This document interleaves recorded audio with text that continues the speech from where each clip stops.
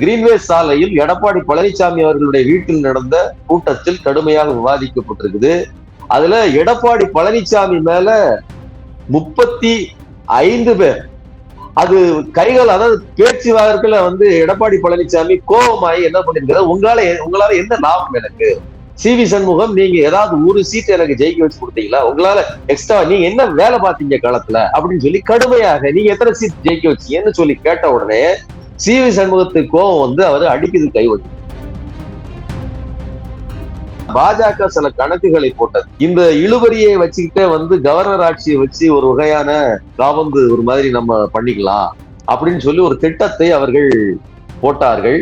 அந்த திட்டத்தை முறியடிக்கிறதுக்காகத்தான் ஸ்டாலின் அவர்கள் ரொம்ப கிளவரா, அதுவும் இந்த ரொம்ப பொறுப்போட விஜய்க்கு ஒரு பெரும்பான்மை நம்பர் இருக்கும்போது அதை உறுதுணையாக நின்று அந்த வெற்றியை நம்ம அங்கீகரிக்க வேண்டியது நம்மளுடைய கடமை அப்படின்னு அவர் கிட்டு போட்டாரு. அதற்காக தன்னுடைய கூட்டணி கட்சிகளை கூட சுதந்திரமாக நீங்க போய் சேருங்க, எந்த நெருக்கடி கொடுக்கல. தன் மேல 1.5 கோடி ரூபாய் ஃபைனே இருக்குது. 15 கோடி ரூபாய் குற்றச்சாட்டு. அது குற்றச்சாட்டு இல்ல, அது குற்றம் நிரூபிக்கப்பட்டு தண்டனையே வழங்கியாச்சு, ஃபைனே போட்டாச்சு. அதனால விஜய் தூய சக்திங்கிறது நம்புறதுக்கு எந்த அடிப்படை ஆதாரமும் இல்லை. மக்கள் மாற்றம் மாற்றம் மாற்றம்னு எதையாவது ஒண்ணு புதுசா மாத்தி பார்ப்போம், ஒரே போர் அடிக்கி அப்படிங்கிற மூடுக்கு வந்து ஒரு விஷயத்த புரிஞ்சுக்க வேண்டியிருக்கு. என்னன்னா, நாங்க பாஜக இல்ல, நாங்க என்டிஏ கூட்டணியில இல்லன்னு அதிமுக வருகிறது. இந்த பக்கம் விஜய் நீங்க எல்லாம் இப்படி என்னை முரண்பட்டு நீங்க போறீங்க, வேற வழி இல்ல, நான் இவர்களோடு சேர்ந்திருக்கேன்னு சொல்லுவாரு. இந்த இடத்தில் ஒரு என்ன சொல்றதுன்னா, இயல்பாக 2 அணிகளும் பிரிந்துவிடும். அந்த விஜயை இன்க்ளூட் பண்ணி எடப்பாடி பழனிசாமிக்கு அந்த ஆசைதான் கூட்டணிக்கு வாங்கன்னு. ஆனா கூட்டணி எப்படி நடக்கணும் அப்படின்னு நினைச்சாருன்னா, தன்னுடைய தலைமையில இருக்கணும்னு நினைச்சாரு எடப்பாடி. அது நடக்காமல் போனது, கடைசியிலையும் அது சொதப்பி போனது. இப்ப வேற வழி இல்ல. ஆனா எடப்பாடி பழனிசாமி இந்த இடத்தில் கூட ஒரு லூஸ் பண்றாரு. என்னன்னா,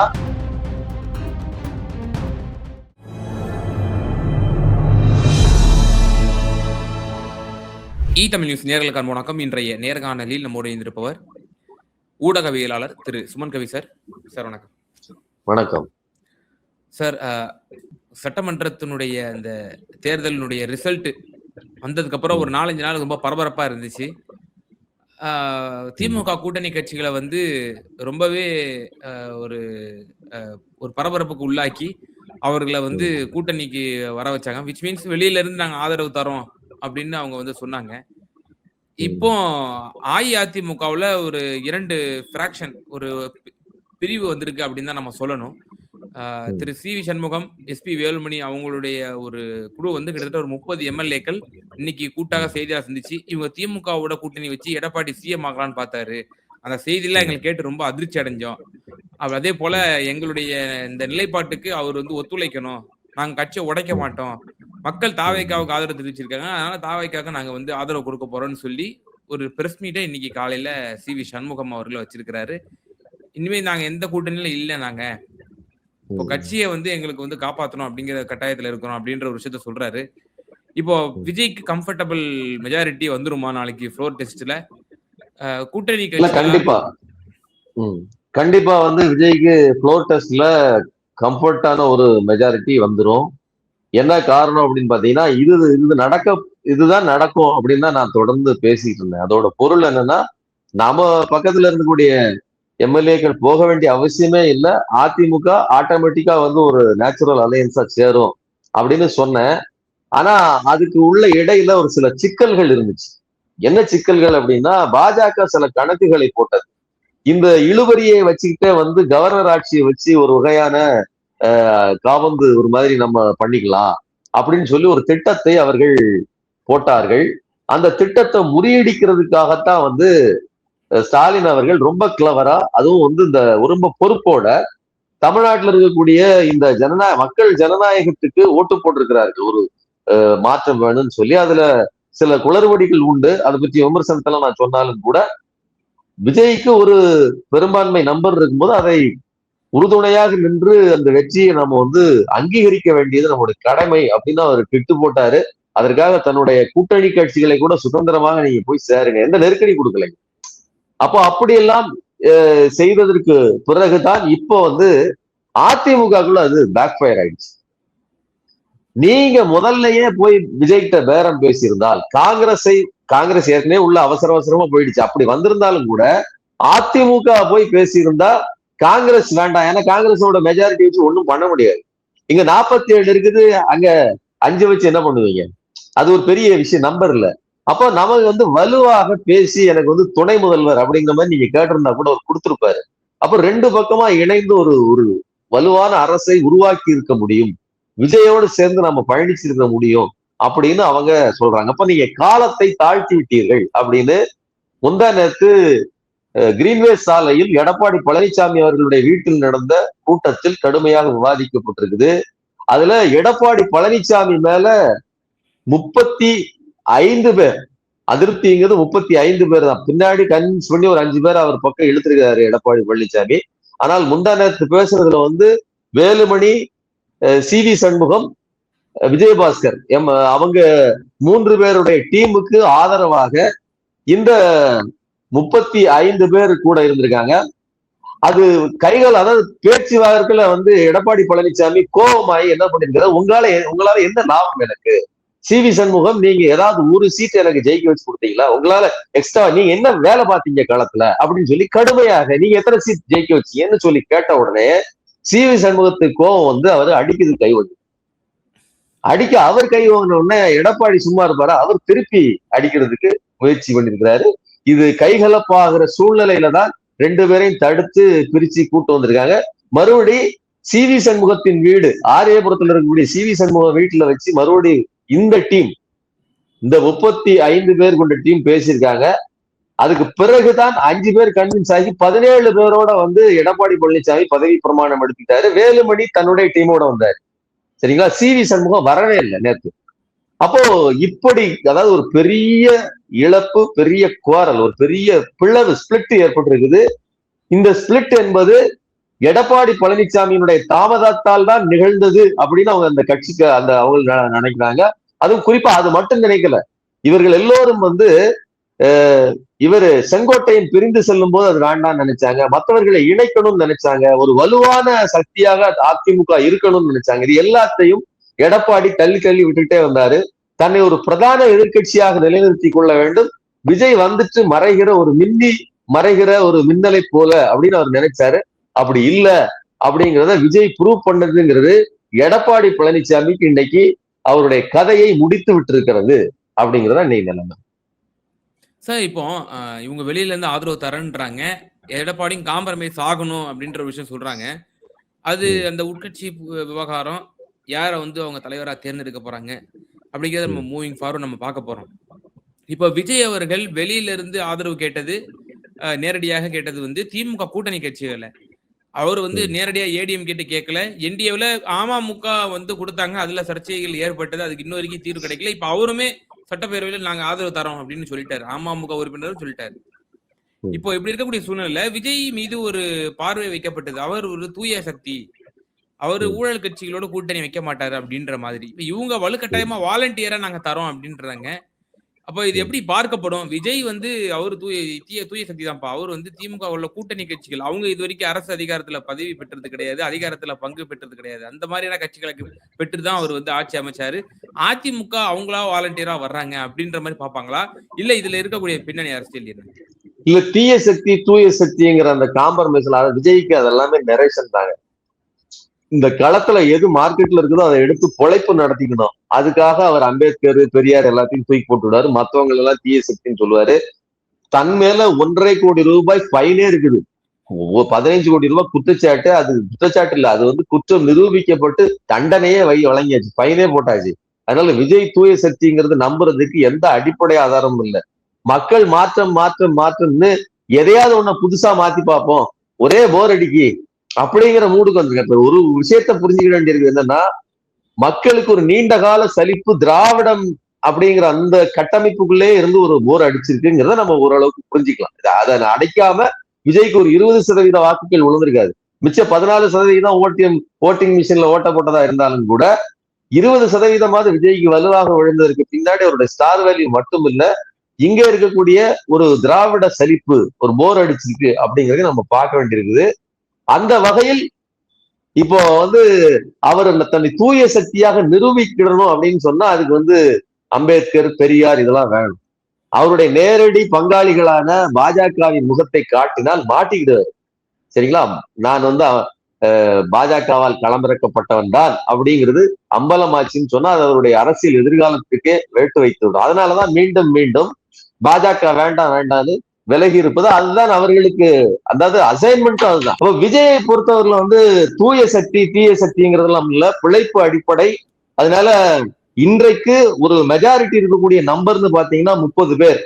விஜய்க்கு இருக்கக்கூடிய 107 108ஓட சேர்த்தீங்கன்னா 138 பேர் வந்துருவாங்க. சோ ஒரு ஸ்ட்ராங்கான ஒரு வலுவான கவர்மெண்ட் வந்துடும். அதனால இந்த இவர்களுடைய உதிரியான ஒத்தொத்தையா கொடுத்து அவர்கள் வைத்திருக்கிற அந்த பலம்ங்கிறது அவர்களுக்கு தேவையில்லை. இன்னொன்னு, இது எந்த நேரத்துல வேணாலும் ஒரு பேக் ஃபயர் ஆகும். என்ன அப்படின்னா, என்னைக்கு நீங்க பாஜக ஏதோ ஒண்ணு கொண்டு வந்தாலும் அதை வந்து எதிர்த்து இவர்கள் சண்டை போட வேண்டியிருக்கும், முரண்பாடா பேசுவாங்க. ஒண்ணும் இல்லைங்க, வந்தே மாதரம் பாட்டை முதல்ல பாடித்தாங்கன்னு சொல்லி ஆரம்ப நாள்லயே பிரச்சனையாகி போச்சு.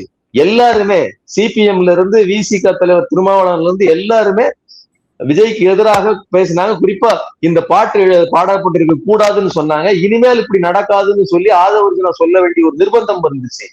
ஆனா அதிமுகவோட சேர்ந்தா அந்த நிர்பந்தம் வந்து வெளியில இருந்து வரும், உள்ள இருந்து வராது. சரிங்களா? கூட்டணிக்குள்ள இருந்து வராது. அதனால அவர்களுக்கு வாகான வசதியானது அதுதான். இந்த கூட்டணியைத்தான் பாஜகவும் விரும்புகிறது. நீங்க பாஜகவுக்கு பாருங்க, யோசிச்சு பாருங்க. விஜய் வந்து சபதம் எடுத்து வந்து பதவி பிரமாணம் எடுக்கும் போது பக்கத்துல ராகுல் காந்தி இருக்கிறார். ராகுல் காந்தி வந்து அவர்கள் ஒருபோதும் ரசிக்க மாட்டார்கள். என்ன காரணம் அப்படின்னா, அடுத்த 2029 தேர்தல்ல ராகுல் காந்திக்கு ஒரு 20 சீட்டை விஜயால் கன்வெர்ட் பண்ணி கொடுக்க முடிந்தால் முடியும். இன்னைக்கு இருக்கிற சினாரியோ அதுதான். இன்னைக்கு இருக்கக்கூடிய ஒரு வேகம் இருந்துச்சுன்னா அது சாத்தியப்படும்.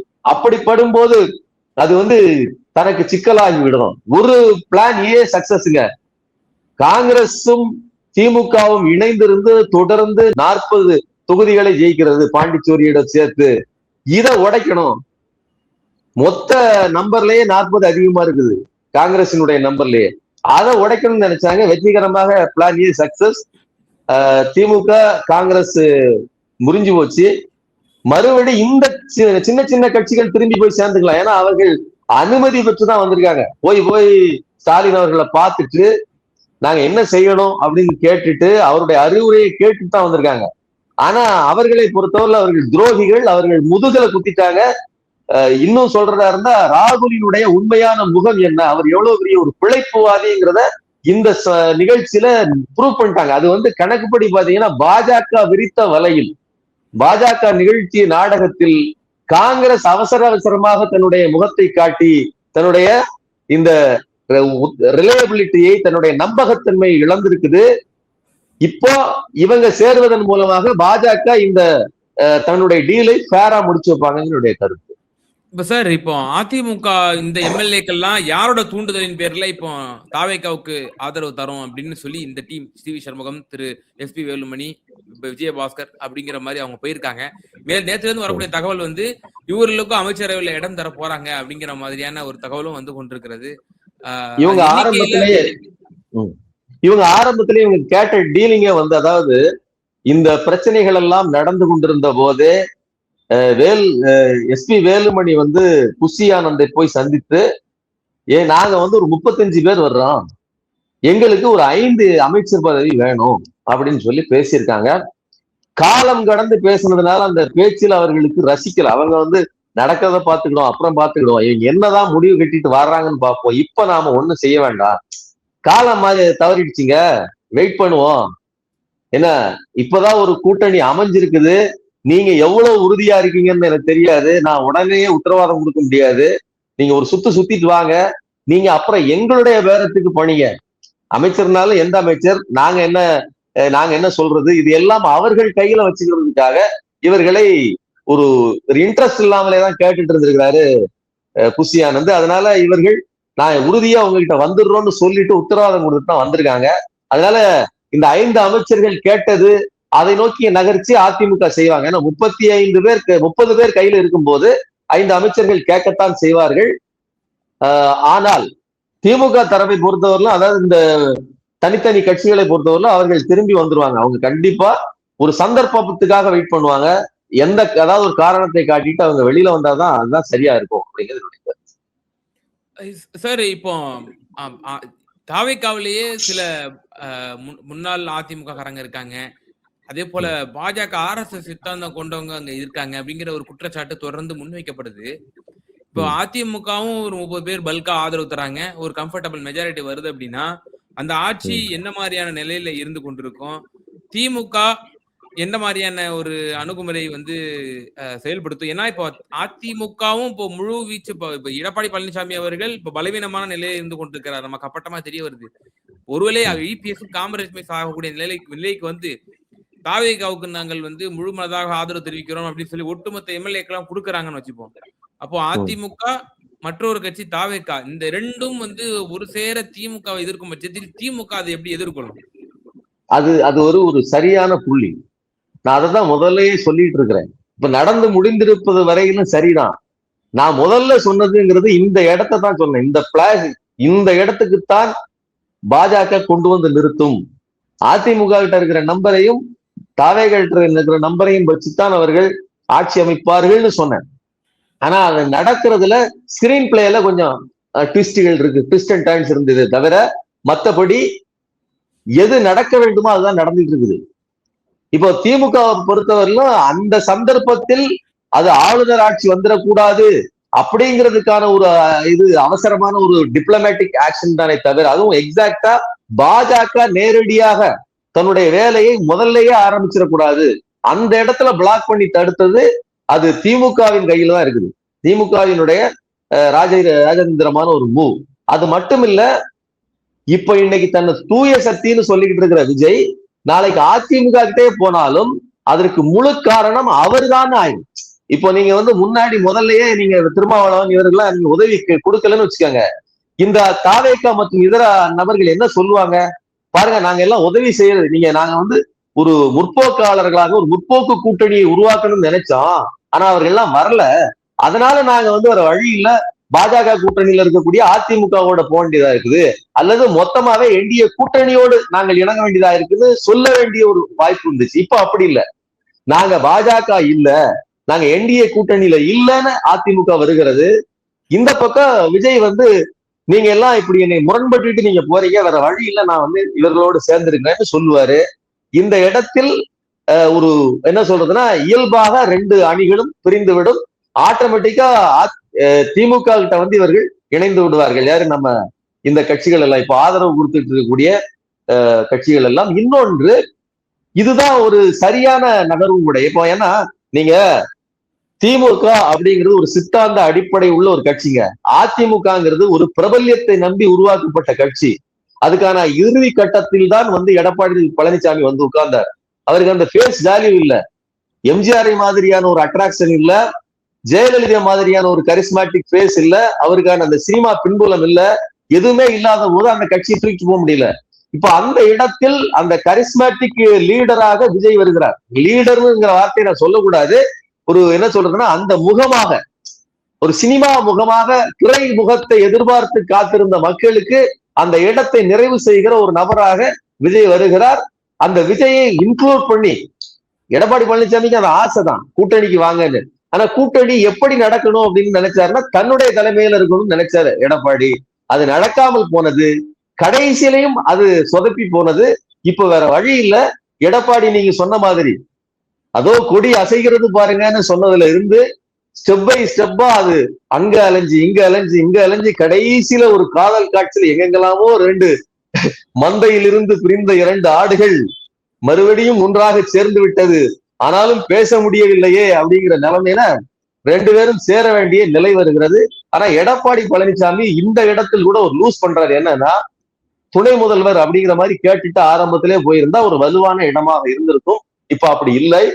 அதனால இவர் வந்து செங்கோட்டையனுக்கு அடிபணிஞ்சு செங்கோட்டையன் சொல்றதை கேட்டுக்கிட்டு, சரிங்களா, அதெல்லாம் எடப்பாடிக்கு அதெல்லாம் நினைச்சே பார்த்திருக்க மாட்டாரு. ஏன் சசிகலா நினைச்சு பார்த்திருப்பாங்களா எடப்பாடி பழனிசாமி கிட்ட நாம வந்து இப்படி நிக்க வேண்டிய இருக்கும்னு? அதெல்லாம் நடக்கும்போது எடப்பாடி பழனிசாமி செங்கோட்டையன்கிட்டயோ அல்லது ஏன்னா செங்கோட்டையன்ட்ட சொல்றது பொருள் என்னன்னா, ஆரம்ப காலத்துல அவர் அப்படிதான் இருந்தாரு. ஆனா போன வாரம் வரையிலும் நிலைமை அது இல்லை இல்லையா? அந்த நிலைமை இன்னைக்கு தலைகீழாக மாறி இருக்குது அப்படிங்கிறத நாம் பார்க்க வேண்டியிருக்குது. சோ விஜய் ஒரு ஒரு சாஃப்ட் சங்கியாக எப்படி அதிமுக இருந்ததோ, அது கரசேவைக்கு ஆள் அனுப்பும், அது சிஏஏ ஆதரிக்கும், அது என்னன்னா கிரீமி லேயரை கொண்டு வரும், சரிங்களா? அதே மாதிரி என்ன சொல்றதுன்னா அஷ்டலட்சுமி பூஜை கோயில்களுக்கு போறது, பூஜை நடத்துறது எல்லாத்தையும் செய்வாங்க. யானைக்குட்டி வழங்குவது எல்லா நிகழ்வும் பகிரங்கமா நடக்கும். அதனால பெரியாருக்கு மாலை போட்டாருங்கிறதுனால விஜய் ஒரு முற்போக்காளர் கிடையாது. அது ஒரு நடிப்பு மட்டும்தான். அவரை பொறுத்தவரையிலும் அவர் ஜோதிடம் பார்க்கிறார். அவர் ஆஸ்தான ஜோதிடரே அவர்கிட்ட இருக்காருங்க. நிச்சயமா சார். உங்களுடைய கருத்துக்களை பகிர்ந்தமைக்கு மிகுந்த நன்றிகள் சார். நன்றி.